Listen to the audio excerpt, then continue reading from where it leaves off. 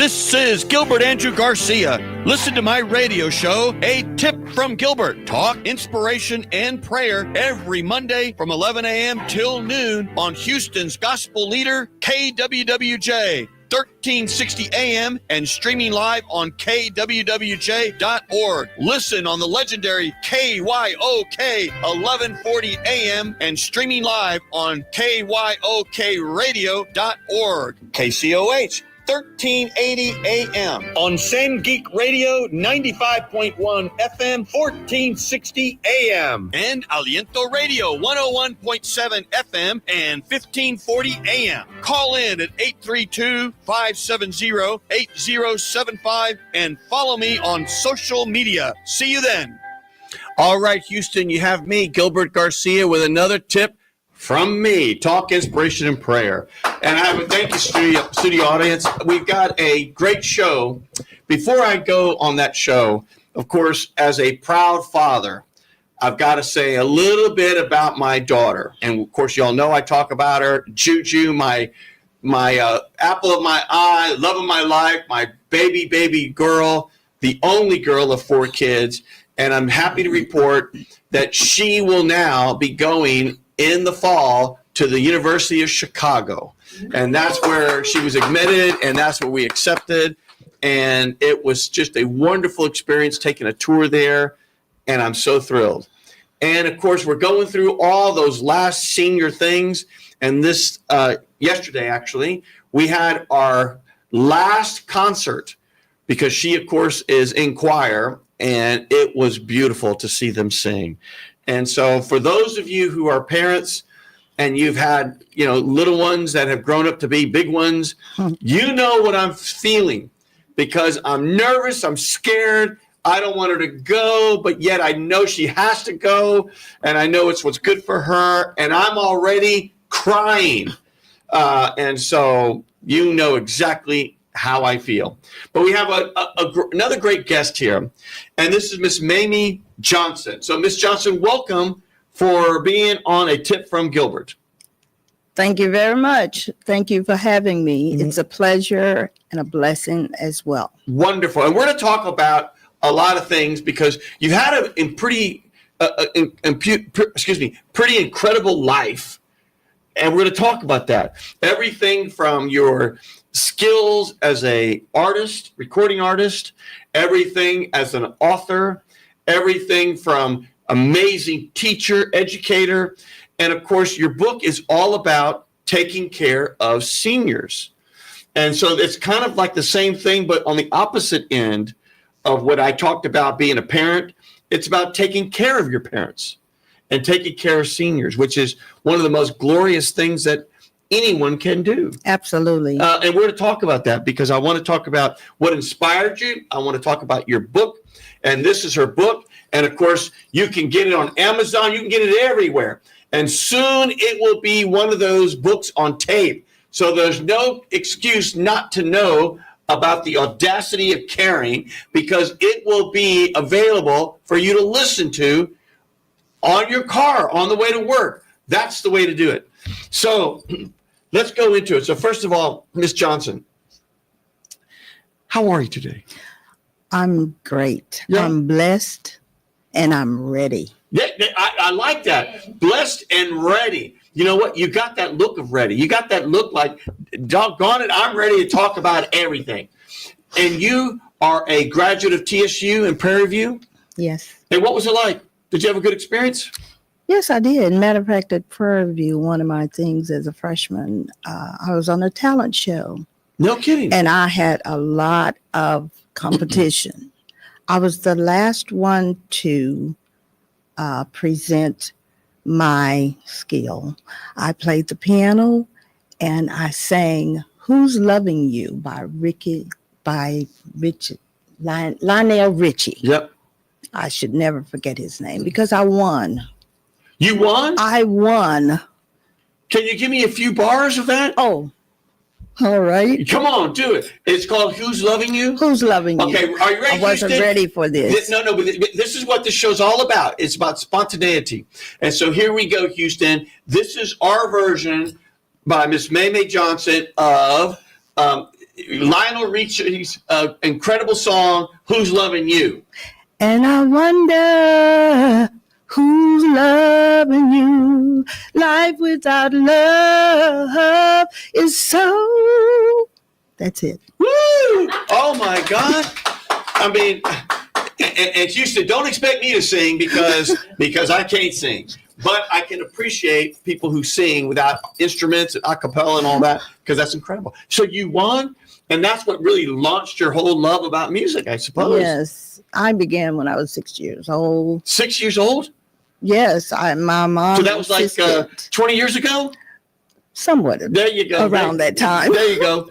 But keep going. So your mom said you got to learn the piano. Got to learn it because she was a leader of a choir in a Methodist church, and we did gospel music, which was a different genre, well, somewhat slightly different from what was being used all the time. So she wanted me to accompany her, and I started with one finger playing any notes that I wanted, and she encouraged me so and always told me that I did good. So I pursued it with her insistence. How wonderful. Sometimes it takes a parent to say, come on, I want you to, you got to do it. And then you fall in love with it. Absolutely. And that's what happened to you. That's exactly what happened to me. That is my passion. That is one of my skills. And I'm still part of that realm. Well, let's go through something because we're going to be talking all over, because I want to go back to, young Miss Johnson, what it was like growing up. I want to go into what motivated you. I want to go into being the teacher of the year. But let's go reverse. The Audacity of Caring. One of my partners has been taking care of her parents. And I know others who are I'm at that age that are taking care of their parents. Talk a little bit about that, because that really is one of the greatest callings of life, to be able to close the circle of life and to take care of your parents who took care of you when you were an infant. Tell us a little bit about what inspired you for your book. Well, there were several things. Number one, I loved my parents. They were loving, they were caring, and they instilled in me this thing of caring. And I realized that was my purpose in life when I was younger.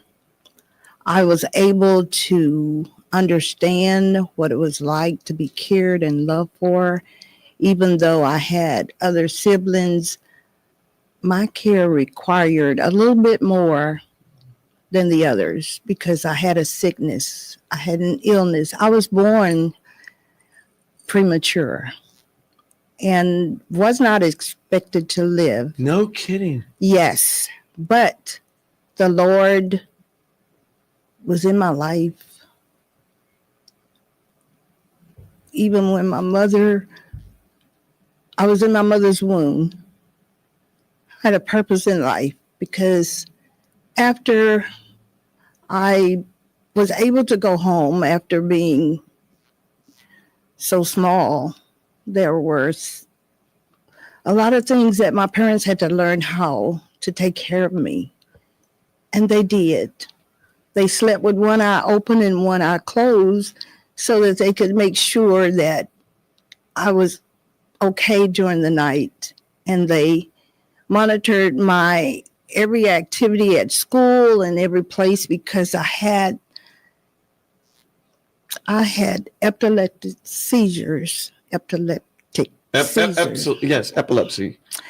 And it would always occur, or sometimes occur, when I would sleep or take a nap or whatever. So I grew up knowing that I was different from my friends or whatever, but I started praying to be normal.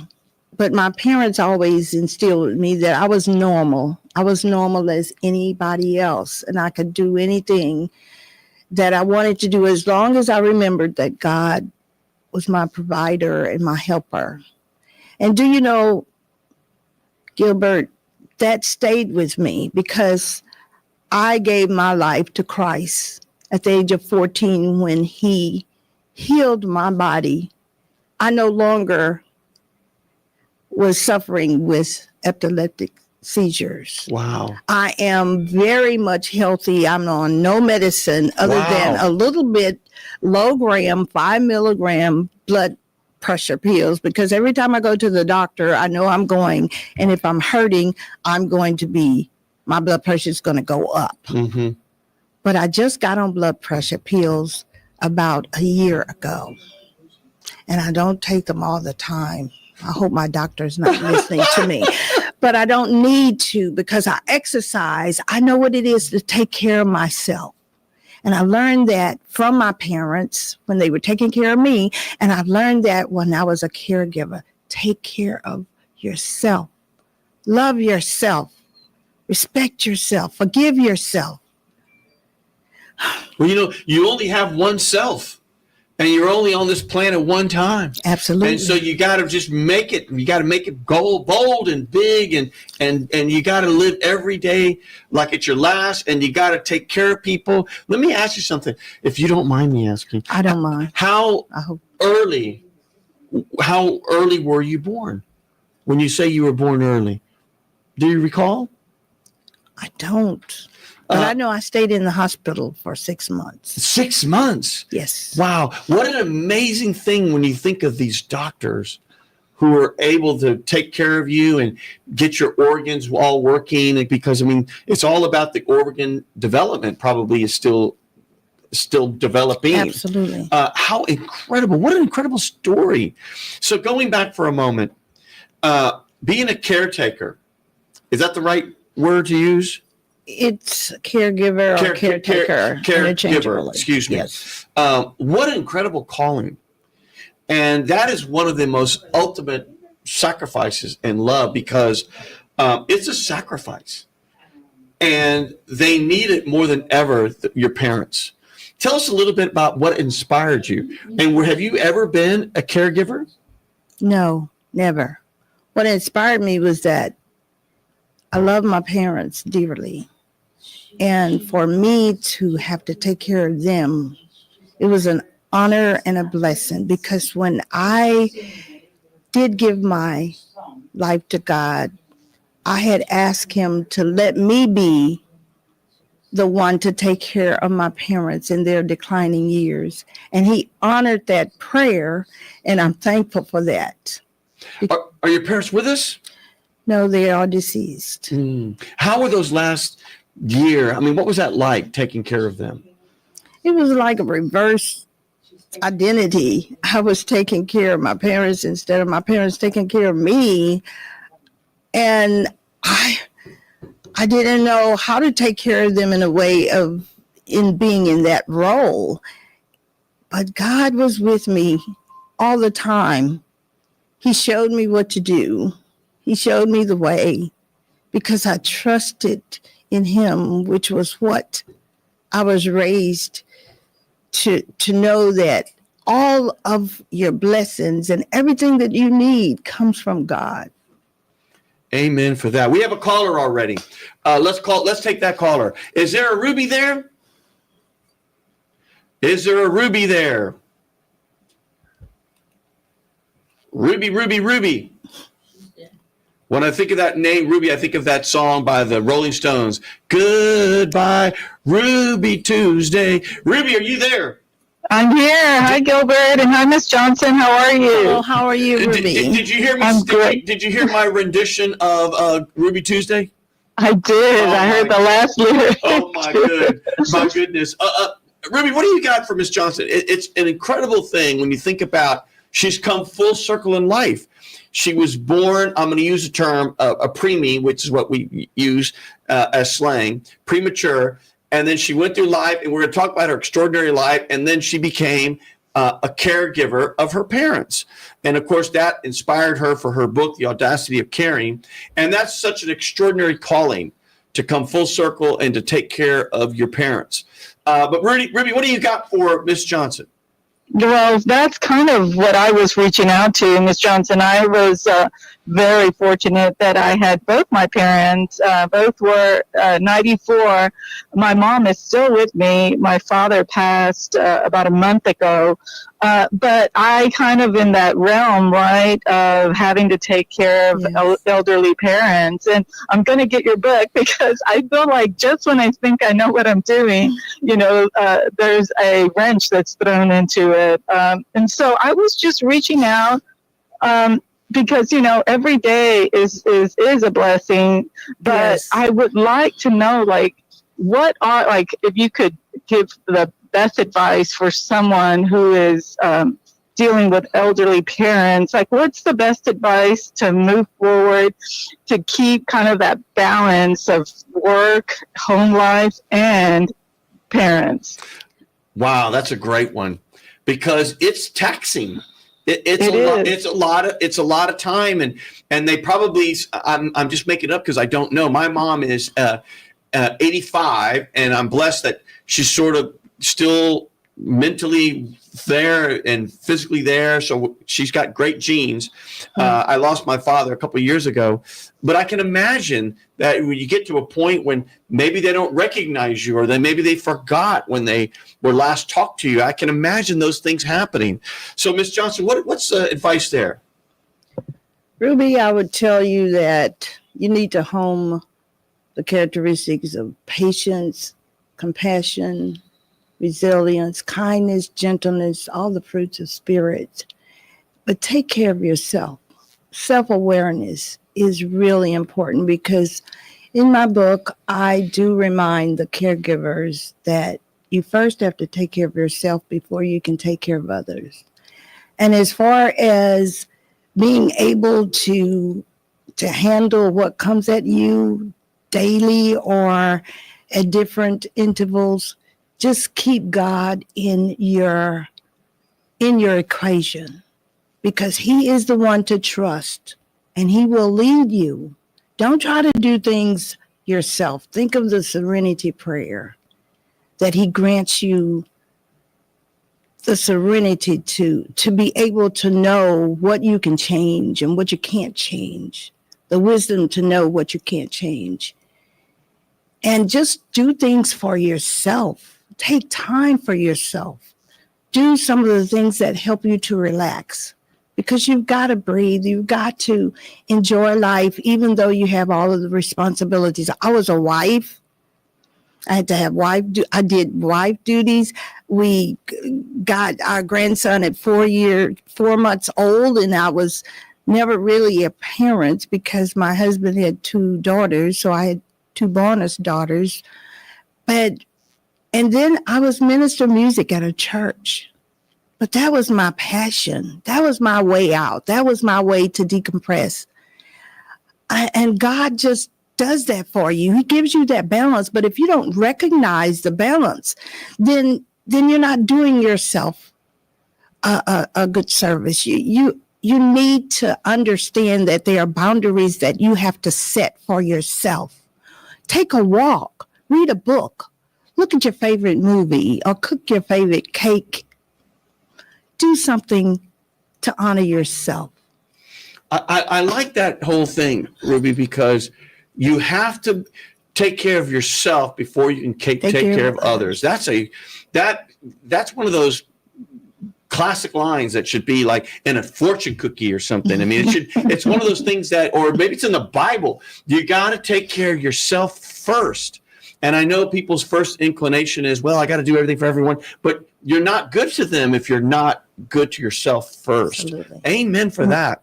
That's great advice. Thank you so much. I'm 3 years in being the caregiver, and I'm trying to learn that lesson. Yes, you have to. Ruby, let me tell you another thing. I took care of my mother and my father at the same time. Both of them had dementia, different stages. Mm-hmm. I knew nothing about Alzheimer's. There was so much that I had to learn that I thought if I had learned it earlier, I would have been better at it. But you don't have to be better at just anything. Just know that God has your back. God is with you. But I also took care of my sister. And recently my husband passed. So I was really good at being a caregiver because I had all the love that I needed. I had that agape love. And I tell you, it is a blessing. It is an honor to be able to be a caregiver because they're so important. They're needed and they're valued. And I want you to know that it is not easy. I'm not here saying today that it is easy. But if you do God's way, He makes the way. He takes you over the mountains. He makes the crooked way straight. He does those things for you. But you have to have that mental and physical balance in order to be resilient and to show a lot of love, lots and lots of love, because you could be drained. You could be burned out. Mm-hmm. If you don't watch it, you could be adamant about the role that you're taking. I mean, you know, there's so many complexities about caregiving, but caregiving is multifaceted. Let me tell you, you're not alone. There are so many people that are doing it now, and they're doing it under a lot of stress. And that's what my book is about. I'm hoping that my book would inspire people that are caregivers, will empower them and give them the knowledge that is needed to help them. Because this road is not easy. You give up to give to. It's a sacrificial journey. It's an ultimate sacrificial journey that requires you to hone all those characteristics of the fruits of spirit, gentleness and everything, because you're going to be tried. You're going to be upset. I was upset sometimes. I wanted to give up. And I had told my husband earlier, before I got my parents, I said, you know, I asked the Lord, because of my illness and how they took care of me, I asked the Lord to please let me be the one to take care of them in their declining years. And He honored that. So when I got my parents, I started telling my husband, I thought I was venting. And he said, no, you're complaining. And I said, I'm complaining. I said, but you just don't know this, and you just don't know that. He said, but I do know this. You shared with me a long time ago before we got married that you asked the Lord to let you be the one to take care of your parents in their declining years. And you know what? He honored that. And I said, because I didn't have anything else to say. Mm-hmm. Watch what you ask the Lord for. But you can ask the Lord for everything, and it may be a need, and He will always supply your needs. You gotta be careful what you might ask for, because you might get it. That's right. You got it. I got it. Wow. Well, thank you so much, Miss Johnson. I appreciate that. Sometimes you just need you need to hear it from someone else that you need to take a break, right? Yes, so yes. If you're no good and yourself, and you're no good to anyone else. Absolutely. So, thank you so much, and I will keep an eye out for that book. All Give right. me more guidance. All right. Thank you, Ruby, for calling in. Thank and you God for bless calling you. in. So let's go back for a minute. When you were young, Miss Johnson, where were you from? Are you from Houston? No, I'm from Longview, Texas. Longview, okay. And so then you went to TSU first. Was that your time coming to Houston?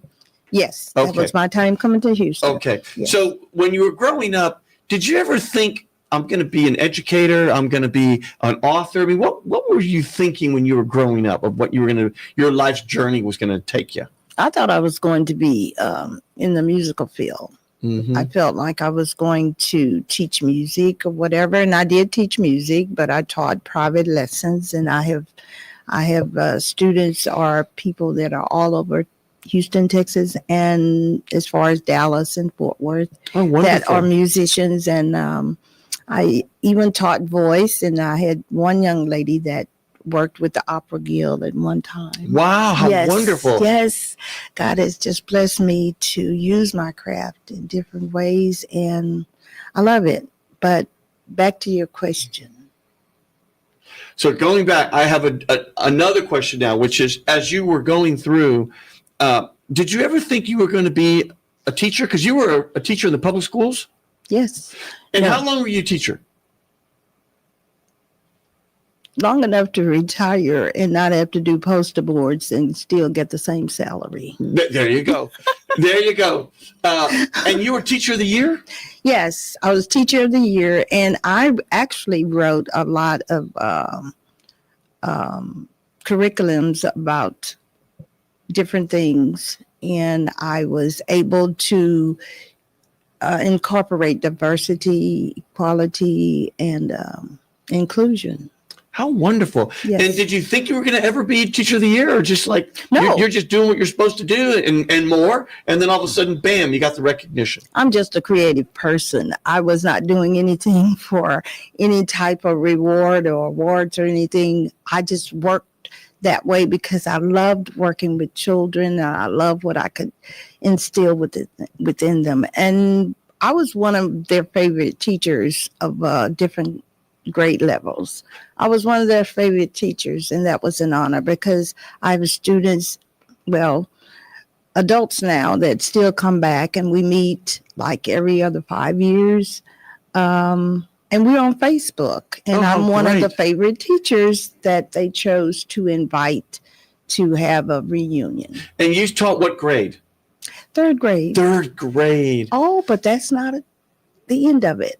I loved third grade. For 14 years, I taught third grade because they were so sweet. And they were second graders when they came to me and third graders when they left. Mm-hmm. But I tell you what, I moved up to fifth grade, and I was still trying to treat the students like third graders. The first day I said, okay, everybody, would you please send up your pencils, your all of your work tools so that I can put your names on them. And I noticed that it got quiet. And one student raised her hand. She was really not too sure about whether she should say what she was about to say. But she said, I was Wilson at the time. And she said, Miss Wilson, can we keep our things? I think we can keep up with them. Well, I thought right then and there, of course, they're older. Mm-hmm. They can keep up with their things. They're responsible. So I kind of said, great. It's wonderful that, of course, you can keep your things. And they did. So I had to move from third grade mentality to fifth grade mentality. And it didn't take me long. How wonderful. Yes. And so did some of your third graders, when you went to fifth grade, were with you again? Yes. Oh, absolutely. That has to be a treat. Absolutely. It was a treat. Because they're like, Miss Wilson, you know, I'm sure it was a treat. So let's go to another topic. So you got Teacher of the Year, you were a teacher, and all along you were very active in your church. Yes. Tell us a little bit about that. What does your church mean to you? And tell us how you would celebrate through singing. Church meant to me that it was just a way that the Lord had allowed me to share my gift of being able to play instruments, teach voice, train choirs, train leaders, because I always felt like it was important to train other people to do what I could do. And they appreciated that. I was over choirs for many years. And I was always hired to make the choir better. And that was my goal, to make the choirs better. And the Lord allowed me to do that. And what's the name of your church? Well, I'm at a different church now. The name of the church where I am now, mm-hmm. Houston's First Baptist Church. Oh, wonderful. And are you in the choir now? Well, I just joined there. No, okay. I'm not in the choir now. I just joined about a month or two ago. Oh, wonderful. Well, I'm sure they welcomed you with open arms. Oh, I feel very welcome. Isn't that beautiful? And so you even recorded some music. Yes. Tell me about that. Well, my husband and I did a CD while I was taking care of my parents, or while we were taking care of my parents. We did the CD Christmas in Christ. My husband and I were known as the duo. And we did weddings and a lot of different venues. But we did Christmas in Christ because he wanted to put out a Christmas album. And we did. And we had people to come to our home and work in our studio because they saw how I was taking care. We were taking care of my parents.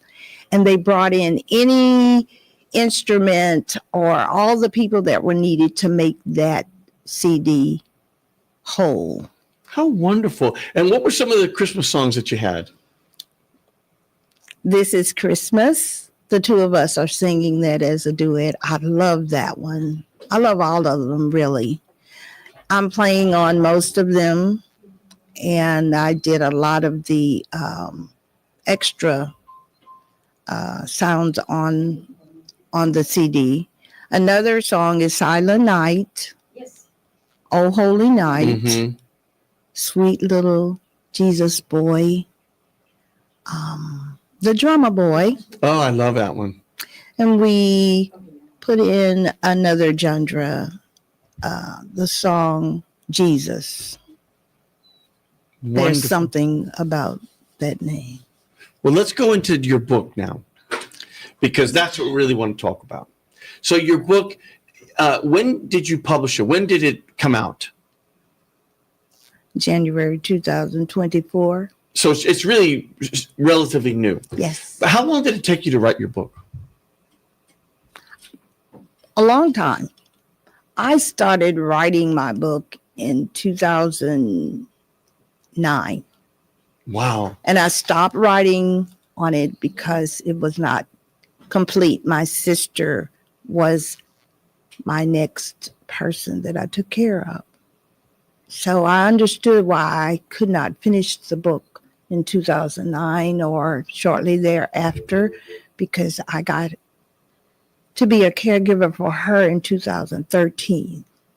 So I put the book aside because I needed time to recharge and just really get my life back together.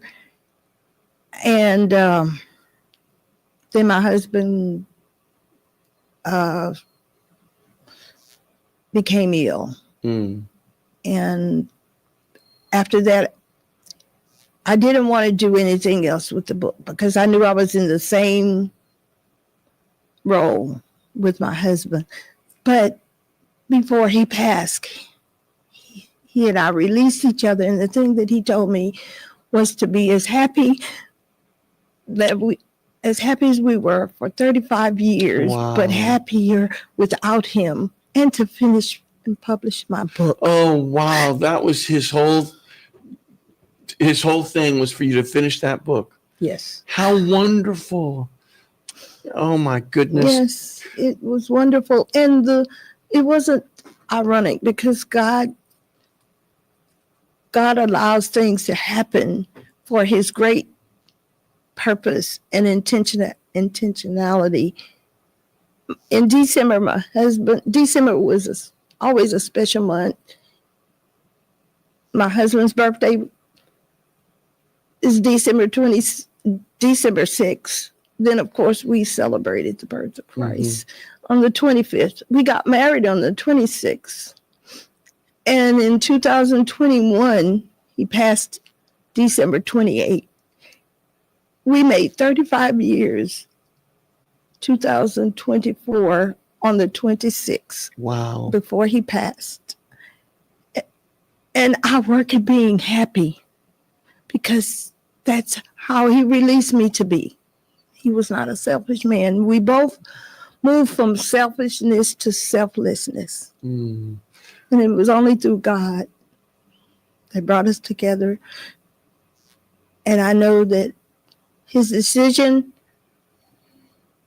to take him into his kingdom was the right decision, because we did not want him to suffer, and he never suffered. He just had to go through the journey of making that step. Wow. I'm feeling it right here. I'm feeling it right here. We have another caller. Let's take a quick pause because we have a Jennifer. Is there a Jennifer there? Yes. Thank you so much. Hello, Jennifer. You have me, a tip from me. What do you got for us?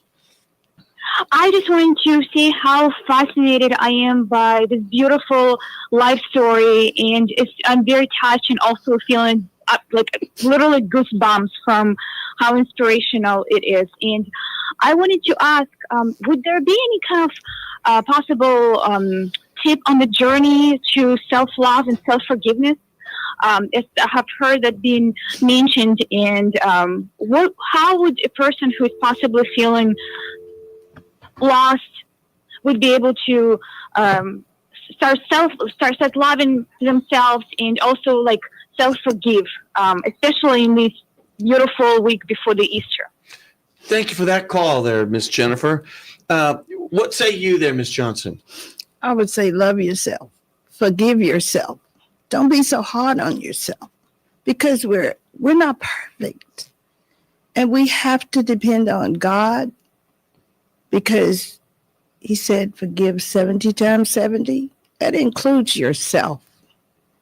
And you cannot feel guilty about the things that you can't control or the things that you're not that successful at. But know that God is the way. He makes the way. He will do for you what you cannot do for yourself. Love yourself. Set your boundaries and know that you're doing the best that you can do. And what you can't do, God will be able to do that for you. He is the person that provides everything. He is your Jehovah Jireh, your provider. He does everything for you. He's present with you. He will never leave you. But if you're going to try to do everything yourself, then that's when you're going to have failures. And be okay with your failures, because if you don't give anything a try, then you will never know what it is to succeed. Amen for that. Very good advice. You got to try. You got to try things. You got to live life. You got to do those things. And Ms. Jennifer, what say you there? Hello? What say you there? Any response? Oh, yes. Thank you so much. This advice has been truly transformational. And I just can't thank you enough. And it's just beautiful, beautiful. Thank you, especially right now before the Easter. Thank you for this wonderful and transformational message. Thank you. Thank you, Ms. Jennifer. Thank you, Jennifer, for calling in. God bless you. Thank you, Ms. Jennifer. So, Ms. Johnson, let's go back to your book. So you started it in 2009. And then when your husband was about to reach the Lord, he said, honey, I want you to finish that book. And then that probably motivated you. And then you probably were writing. Actually, I think we may have another caller before I go into my next stop. Did we lose him? Okay, we lost him. So you finished the book. Tell us a little bit about the book. What are the highlights of some of the things in the book? Because I want to make sure people know about it. And, of course, I want to put in a nice plug, which is it's available on Amazon. It's available on other places where you can buy it. Soon it will be on a book on tapes. And so, it sounds like one of those books that you got to get, because we're all going to reach this place, taking care of our parents. That's because a lot of people are living longer. And with modern medicine and all the things, people are living longer. So tell us a little bit more about the book.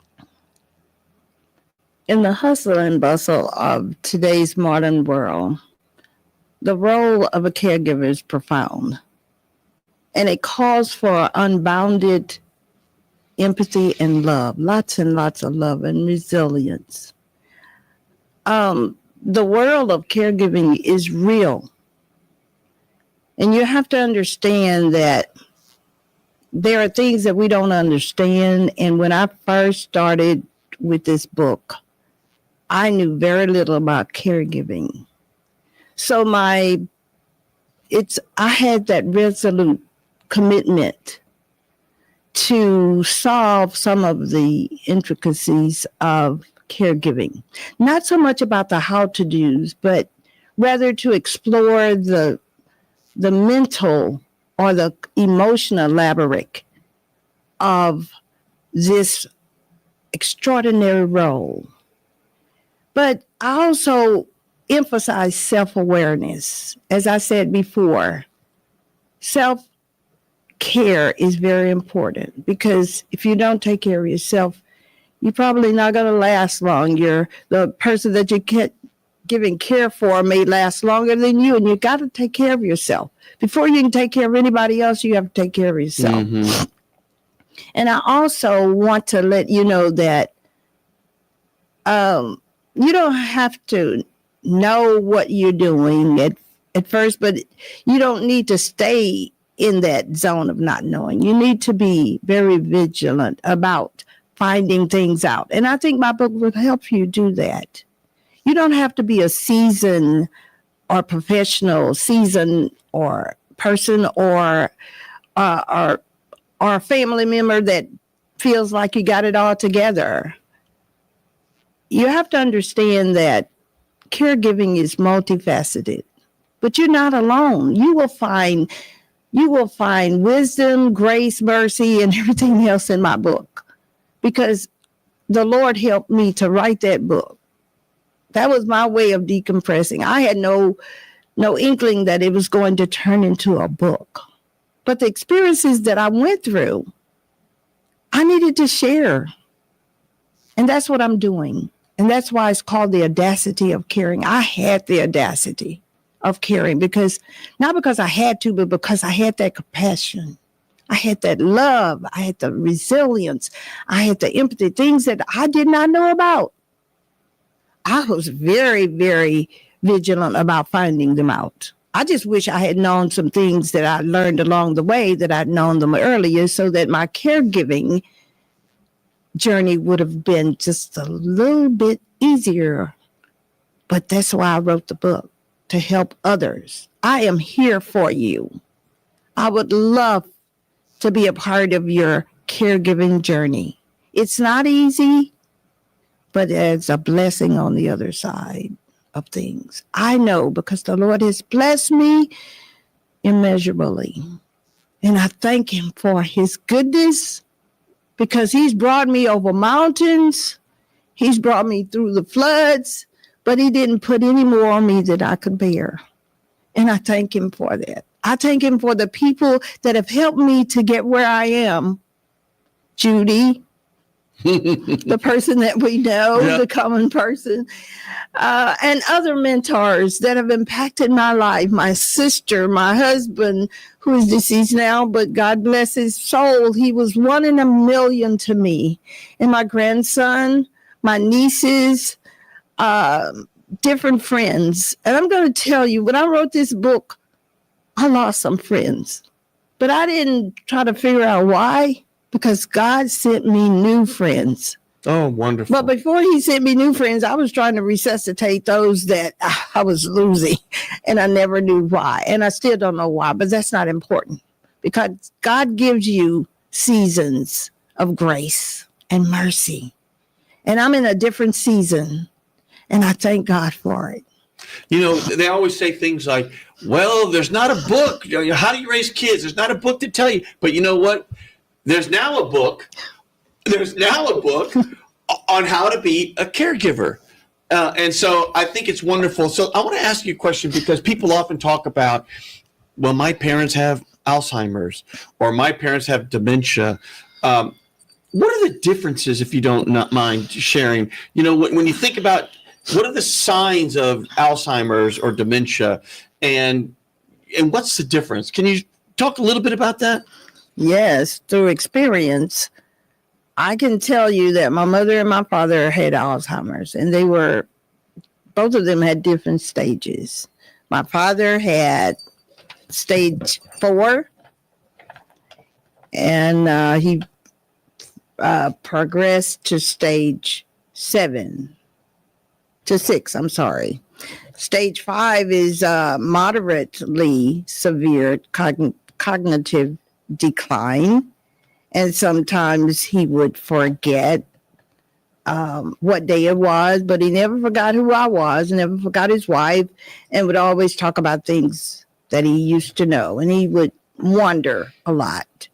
My mother had Alzheimer's, and she was in stage 4 and she progressed to stage 7. She had trouble paying bills. She would forget how to do things that she liked to do, like cooking or whatever. She just forgot those things.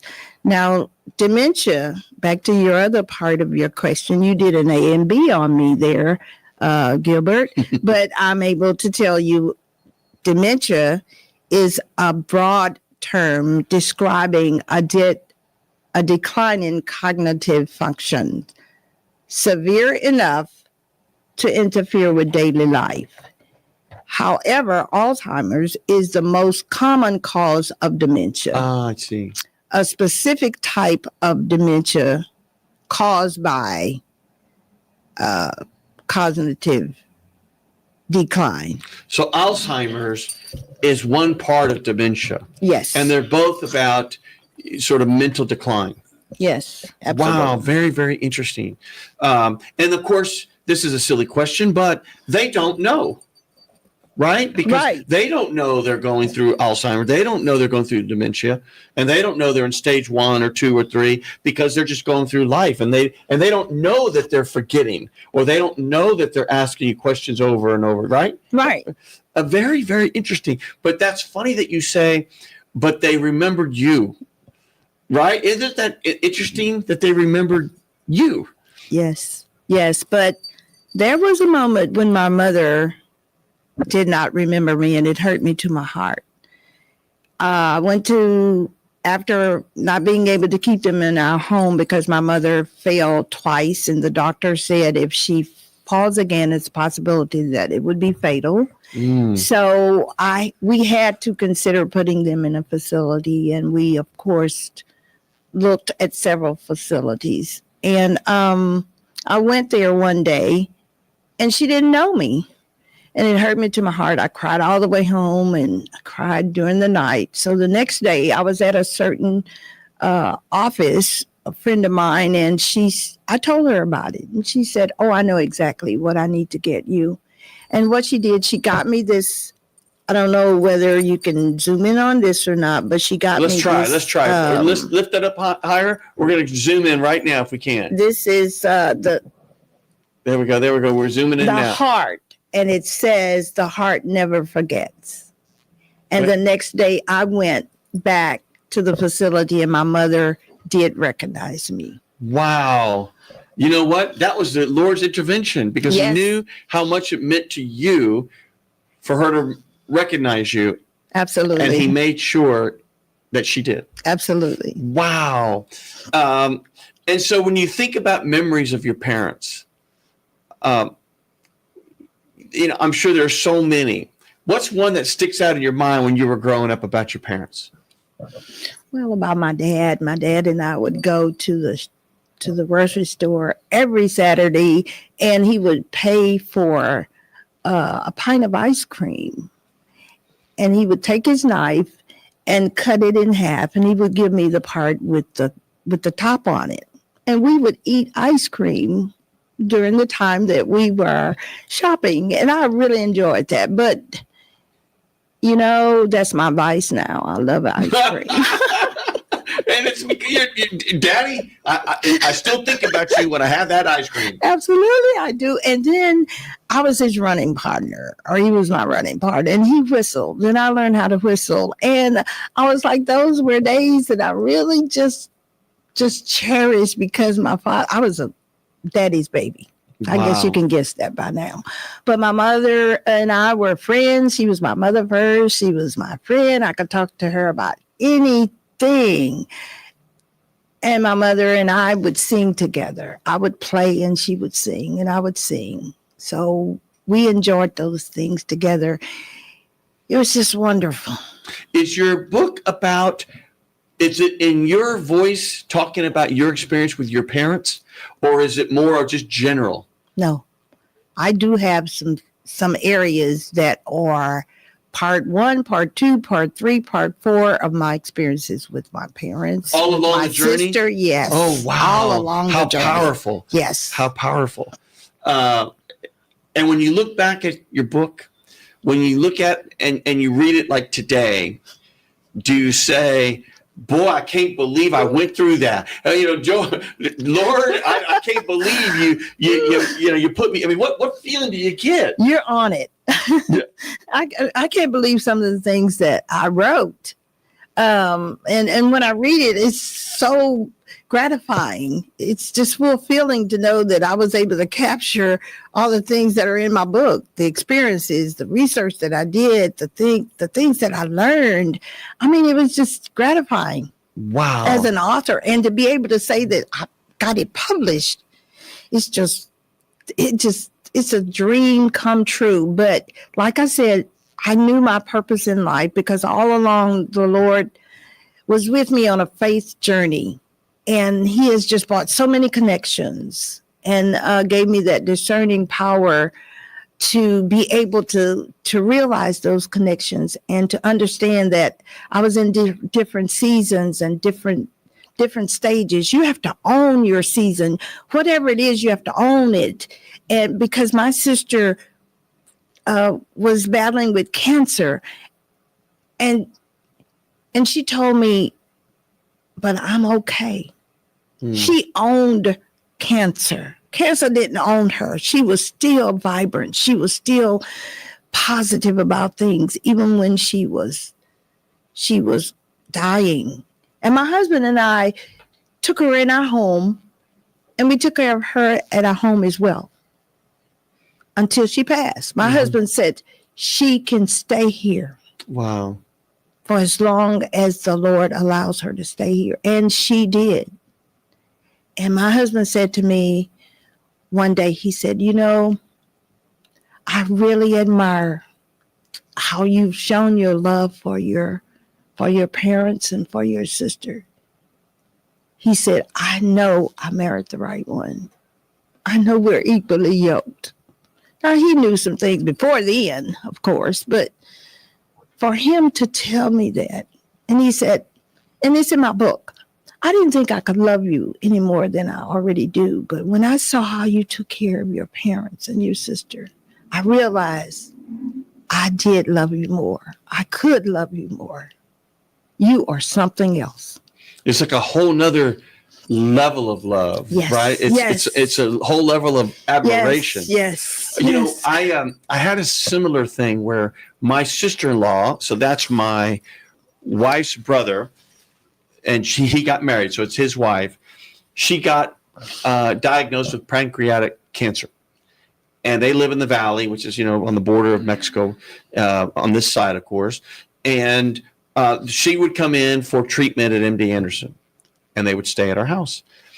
And she went through treatment for about a year, and I've never seen someone, and maybe I just hadn't been touched before by the finger of God, but to see her go through this, you would think, and if it were mere mortal Gilbert Garcia, I would have been mad at God. I'd have been screaming. I'd have been mad at the world. Not her.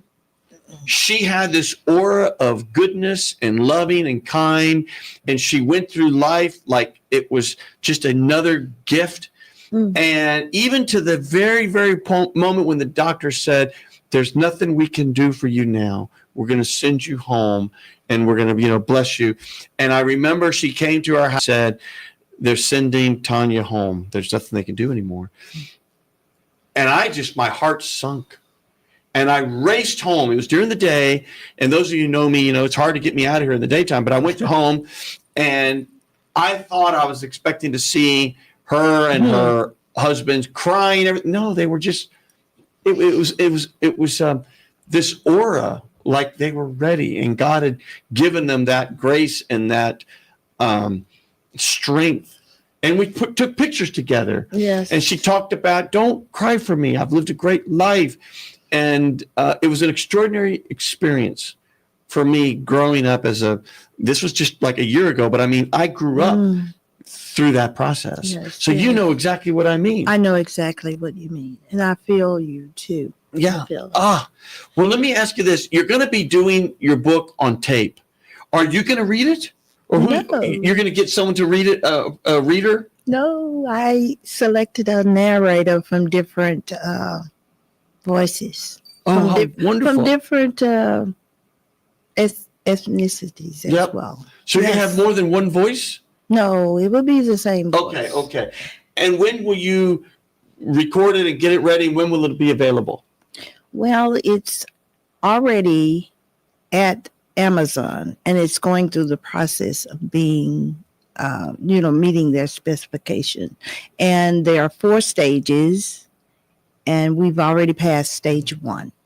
So it should be soon. It takes a while with Amazon because they want to make sure that it meets their specification, and I appreciate that. Well, I'm sure they want to make sure it is. This is a weird way to say it, but of the right quality and the sound Absolutely. and all that, because I mean, it's a real product, and they want to make sure it does the whole book justice. Absolutely. I can understand. Well, you're not going to believe this. Remember the old show Carol Burnett? Of course. Remember Carol Burnett? And the song at the end was that song, I'm so glad we had this time together to have a laugh and sing along. And just before you know it, because the time we have to say so long. Are you ready for this? We've been on an hour. Oh, it's unbelievable. It's unbelievable. You just arrived here. I just hugged you. Yes. It's an hour. I can't believe it. You have you've been an excellent host. Well, I felt so relaxed. Of course, God got me ready. God did that. God did that. And I have to give him the credit. Yep. Oh, yes. And through an instrument on this show, which was me. Yeah, and you're the conduit. There you go. And so we're going to have our ad at the end, but I want you to look at that camera right there, because you're going to look at Houston, and I just want you got about a minute or 2 here, give the last words about what it means to you to write this book, and any advice you have for people who are going through being a caretaker or caregiver and going through it, because it is hard, and going through it wondering, why me, Lord, and why are my parents not remembering me, and all those feelings that go through your mind. So what do you want to say to those people? I want to say that you are valuable as a caregiver. Your role is important. You are anointed with God's favor. If you're in his will, keep him first. Trust in him. Know that he will supply all of your needs. Trust not yourself. Don't come up with your self-rule. We make a lot of mistakes. We make a lot of things difficult because of the way we think that we can solve things. He's there for you. Let him know your needs. When I wrote this book, I started off thinking, okay, I got this. I can do this. I'm educated. I can write a book. I can tell about my experiences. Oh, but no, I failed so many times. And I could have been angry or embittered because of my failures, but I thought about it, and the Lord let me understand that a lot of things that I was including in my equation weren't even needed in my core values or my core needs. You just have to let things go. In my book, if you get it, I know that it will transform the way you feel and think about caregiving. Your role is important, but it's not easy. There are unsung heroes that tell about their joys and tribulations that come with their incredible dedication. I have some people who were caregivers, and they were willing to be a part of my book, to share their journey as caregivers. You need to read about it. There's so much commonalities that we have as caregivers. You need to talk to people, talk to friends, set some boundaries. I tell you about the different organizations that are there to help you. Set up your support team. That's important. Talk to the person, first of all, that you're going to be taking care of. See what their needs are. See if you can collaborate and come together on both sides. You as a caregiver and that person that you're giving care to. Always know that there is a God that gives us new mercies every morning. We're not consumed. And because of that, he's faithful. He's steadfast. The steadfast blessings that come, you can depend on him. Amen. Men may let you down, but God will be there for you. Just let him in your life. Let him show you the way. Let him be the way. His way is the right way, the only way. The only way. And God bless you. Amen. Houston, you heard it all here. I know we're running out of time. We're to tee up the commercial, and we'll see you next time. This is Gilbert Andrew Garcia. Listen to my radio show, A Tip from Gilbert. Talk, inspiration, and prayer every Monday from 11 a.m. till noon on Houston's gospel leader, KWWJ. 1360 AM and streaming live on kwwj.org.